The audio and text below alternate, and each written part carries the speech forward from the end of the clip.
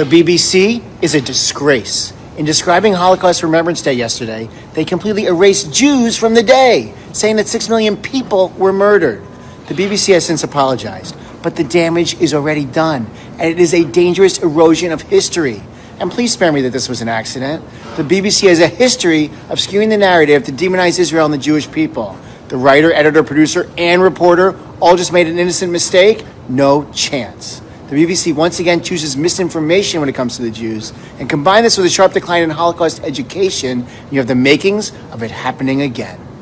Holocaust Memorial Day, which commemorates the 6 million people murdered by the Nazi regime more than 80 years ago. NEA is the largest teachers union in the country, public school teachers, and the reality is it's an organization that clearly has been overtaken by activists. These individuals are there to teach our children in the classroom the basics of reading and writing and arithmetic, not radicalism.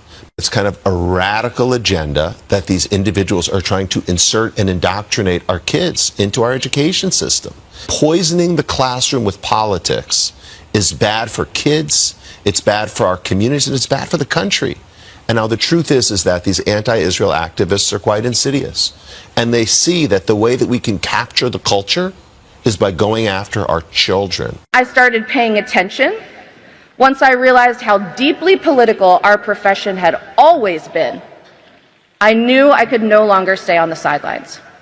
So I got involved, I found my people, and my people helped me find my voice. They are overtly anti-Semitic materials that are being recommended by the Massachusetts Teachers Union. And they recommended is these posters that contain overtly anti-Semitic tropes. You have a Jewish star made out of a dollar bill.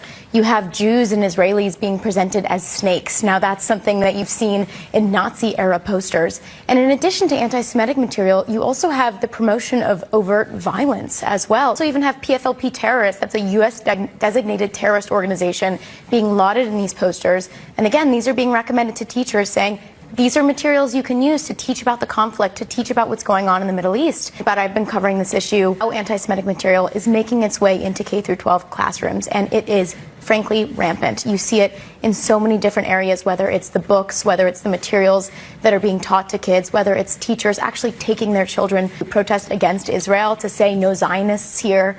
All of this rhetoric is making its way into public schools. And what I ask as an education reporter is, we now are in an educational crisis in America.